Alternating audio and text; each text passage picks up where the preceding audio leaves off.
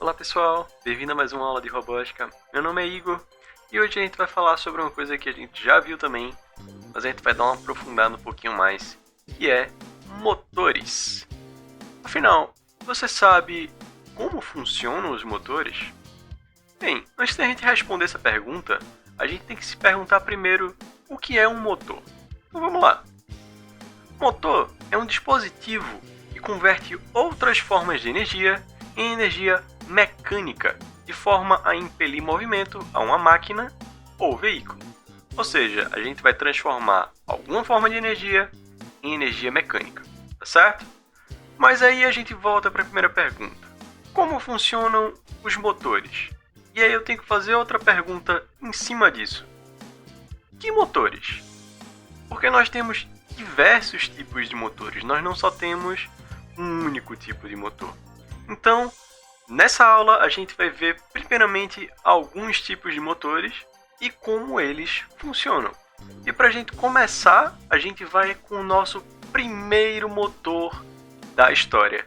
Lembra que motor é transformar uma energia em energia mecânica, certo? Então, pensando nisso, o nosso primeiro motor foi a tração animal. Sim, a tração animal. Os animais foram os nossos primeiros motores. Por quê? A gente estava transformando a força animal em energia mecânica. Aqui vocês têm duas imagens que são sobre o plantio da cana-de-açúcar, no qual está se usando bois ou cavalos para transformar a energia deles em energia mecânica para moer a cana. Então, os bois e os cavalos muito antigamente foram utilizados para mover moinhos. E antes disso, também para nossa locomoção, eles moviam carroças. Então eles foram de fato os primeiros motores. A gente estava transformando a energia animal em energia mecânica. A gente estava conseguindo se locomover e mover outras coisas através da força animal. Tá? O nosso segundo tipo de motor que a gente consegue ver durante a história também é o motor a vapor. Se você parar para pensar muito antigamente, se você já tiver visto algum trem que solta fumaça em cima, ele tinha um motor a vapor dentro, que era feito com o uso de uma caldeira, que no caso esquentava a água que era colocada nele, e essa água ela vira vapor, e esse vapor movimenta um pistão, uma parte de ferro que vai estar impedindo o ar de sair pela pressão, e a pressão vai empurrar ele, e no outro lado, onde está frio, ele vai bombear novamente o ar e vai forçar de novo isso a voltar.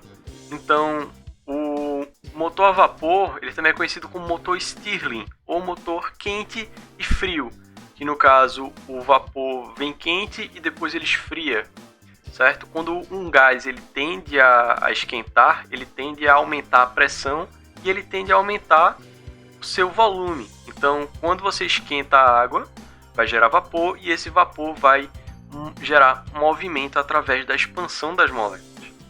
Então, quando a gente tem um motor a vapor, foi uma grande sacada, foi algo que foi capaz de criar novos motores, baseado nesse movimento de pistões e de quente e frio. E aí a gente consegue evoluir depois para algo mais complexo, que foi o uso dos motores a combustão, tá certo?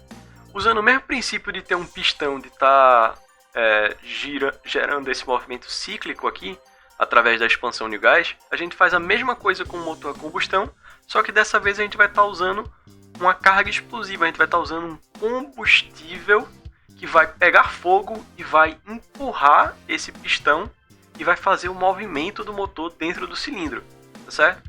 Então, o motor a combustão ele funciona quase que da mesma forma como o motor a vapor, só que usando um combustível diferente, tá? Ele vai pegar fogo. E como é que funciona? Ele puxa o ar para dentro quando ele está descendo o pistão. Quando ele vai subindo, ele comprime o ar e esse ar comprimido ele fica bastante quente. Então, quando você joga um pouco de gasolina e acende uma fagulha, ele explode. Todo aquele ar explode dentro do motor. Isso vai empurrar com muita força o pistão novamente para baixo. E esse pistão, quando descer, a gente abre a saída dele, que é o que vai sair lá no cano de escape do seu carro, certo? Então, todo esse tipo de motores, a gente tá utilizando... O primeiro a gente utilizou a energia animal, o segundo a gente utilizou a energia da água, no caso dela evaporando. Nesse a gente está usando a energia gerada pela explosão do oxigênio dentro do motor junto com a gasolina ou com o diesel. E tem um outro tipo de motor que ele vai usar a energia, certo? A energia elétrica. Então nós temos os nossos motores elétricos. E esses são que a gente vai trabalhar dentro da robótica, certo? Eu tenho aqui 3 modelos diferentes de motores.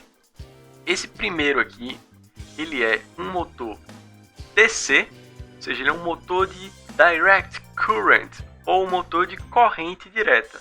O que isso significa?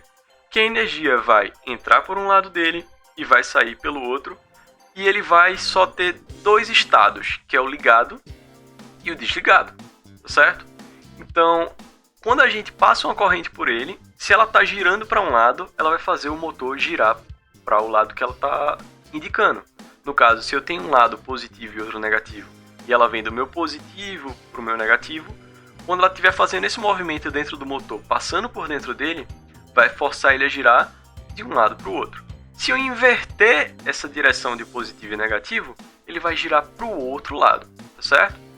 E aí a gente consegue, por exemplo, utilizar ele no nosso carrinho de controle remoto. Por exemplo, a gente vai ter um motor DC desse tipo, e quando a gente aciona ele, ele vai simplesmente ligar e o nosso carrinho vai sair andando bem muito rápido. Esse aqui do lado dele é um servomotor.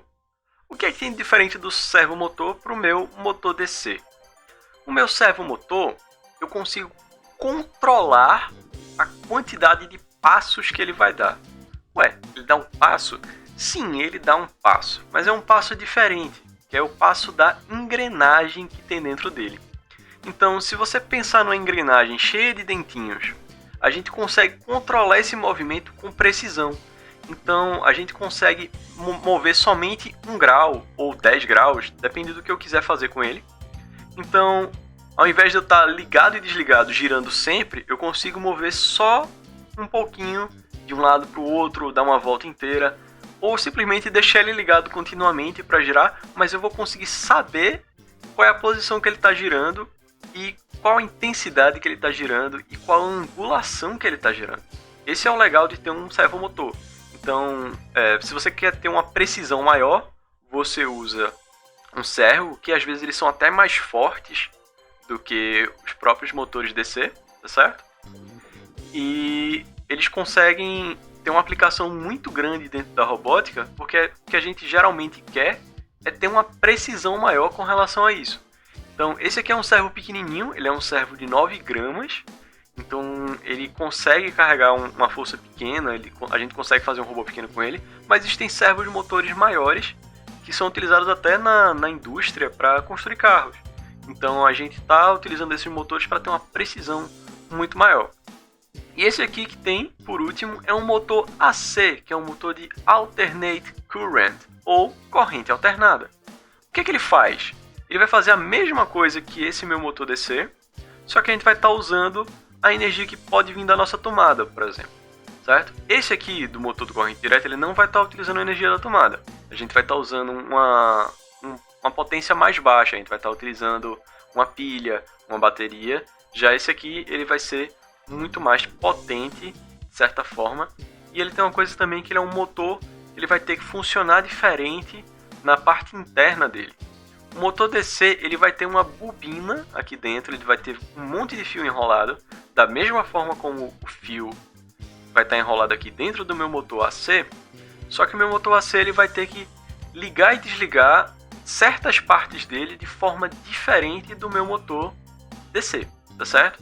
Esse tipo de funcionamento é muito voltado para a parte de elétrica, e um dia a gente vai aprofundar isso também, tá certo?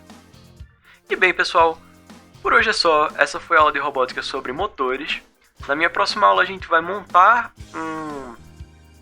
um pequeno projetinho com algum motor, com um motor servo, e a gente vai mostrar o funcionamento dele, vendo as angulações que ele consegue se comportar, e eu mostrar o comportamento dele direitinho para vocês, tá bom?